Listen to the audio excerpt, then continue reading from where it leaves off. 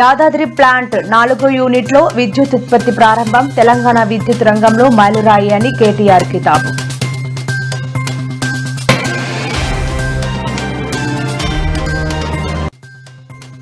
BRS అధినేత మాజీ CM KCR పై ముఖ్యమంత్రి రేవంత్ రెడ్డి మరోసారి తీవ్ర వ్యాఖ్యలు చేశారు.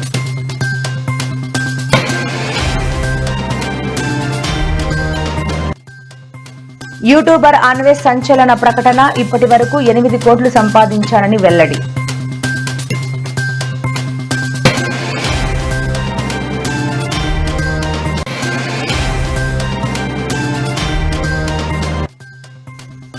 చంద్రబాబు నా డిమాండ్ ఇదే అంటూ సంచలన ట్వీట్ చేసిన ఏపీ మాజీ సీఎం జగన్.